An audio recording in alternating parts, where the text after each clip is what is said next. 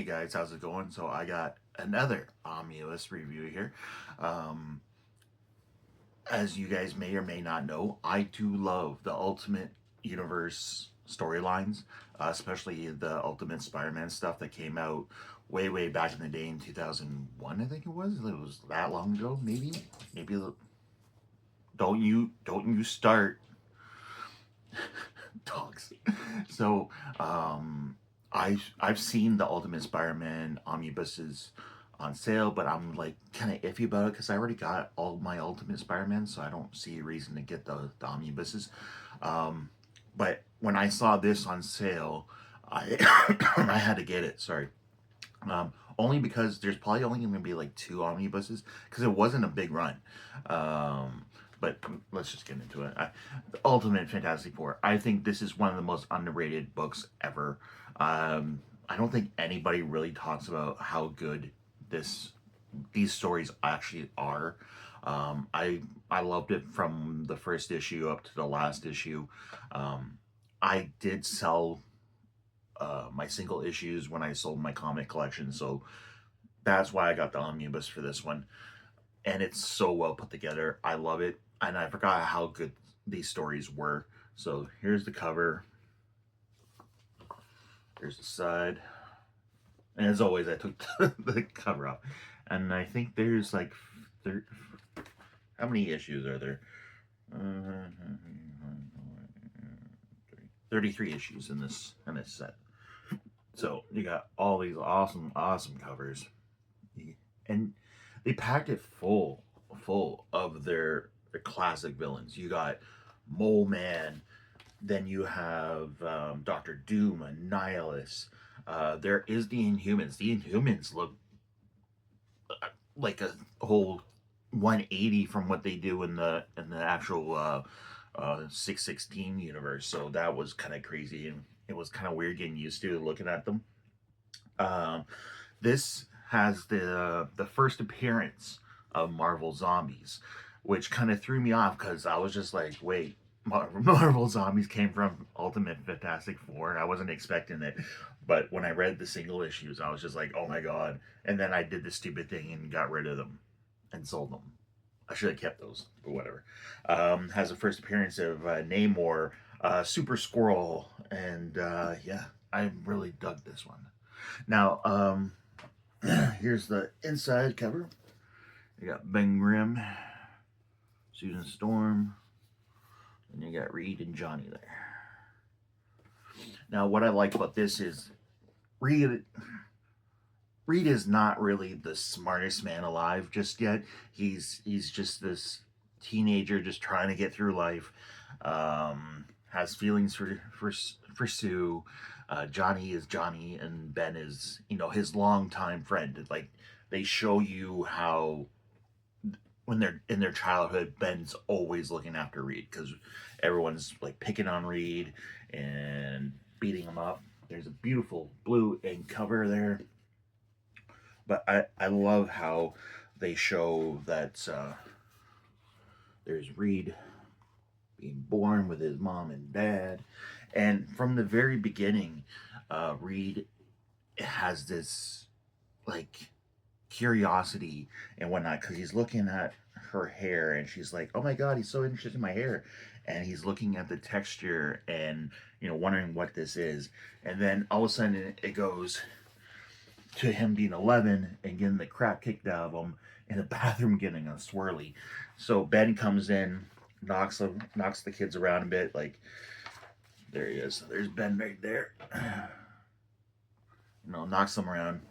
And basically, Reed is a scientist. At this age, he loves science, and he creates this like interdimensional kind of portal, which I think they did in that Fantastic Four movie that no one liked with Miles Teller. Fantastic Four stick, I think that's what people call it. They never went to space. It was this device that he made, the teleport things, and which was pretty cool.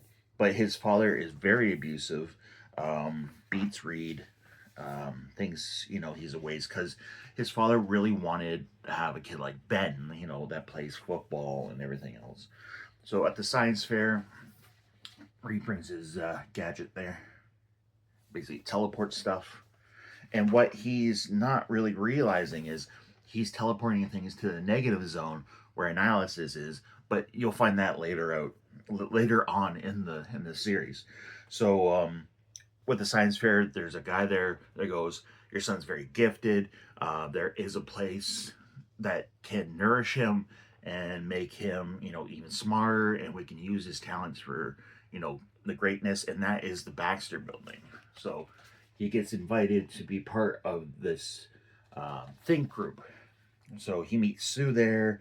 He kind of gets a crush for Sue, but he sees all these kids with all these talents and gadgets and whatnot, and he meets uh, Sue's dad.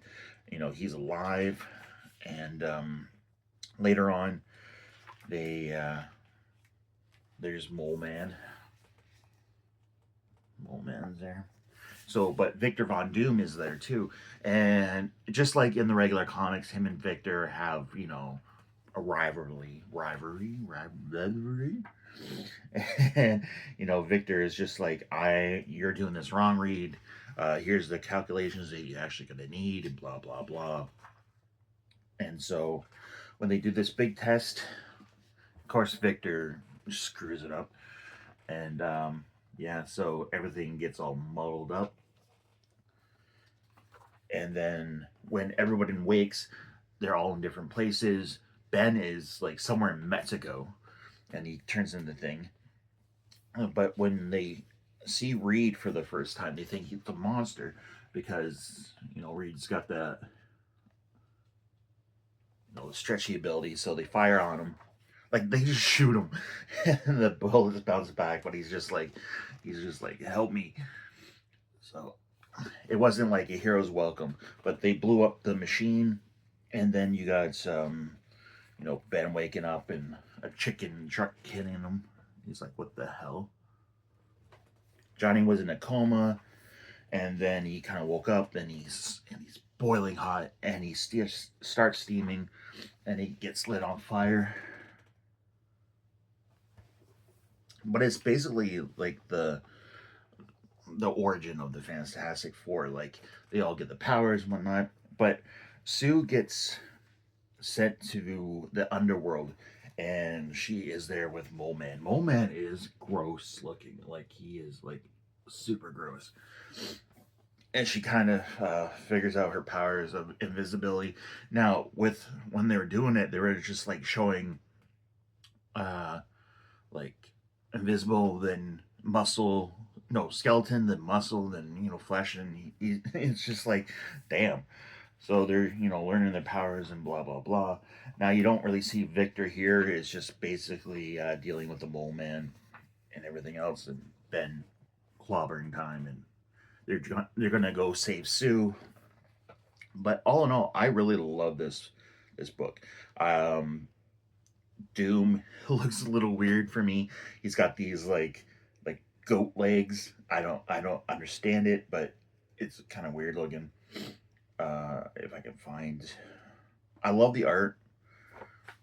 Oh, there's some of Doom's little mosquito butts, and wait, I'll I'll find it. I'll find it. Give me a second. All right, I think I found it. So Doom has like a living metal, so he can shoot out metal. He's got this weird gas he can emit from his mouth. But what I was going to tell you about, okay, so in this cover here, you can tell his legs. Like he's got these goat leg things, and it's super weird to see him like that because you're just usually just used to seeing him in this metal body, which is odd. But if I could find, like, all in all, I love these stories. I think they're really put together. Oh, you got Annihilus there. There's Annihilus. But all in all, this is a great book. This is a great, well together book. I highly recommend it if you could pick it up for like cheap. Um, I was on Amazon for like $70. So that's not bad for a regular of 125 Canadian. So I don't know how much it would actually be. Oh, there's Lockjaw.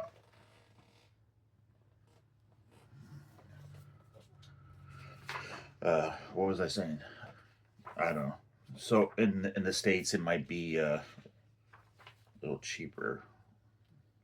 Oh, so Medusa doesn't have the long red hair in this. She actually has snakes, so it's it's really fitting to call her Medusa in this one. But the Inhumans, man, I don't know if I love the look of them or if I hate the look. Like, I don't know.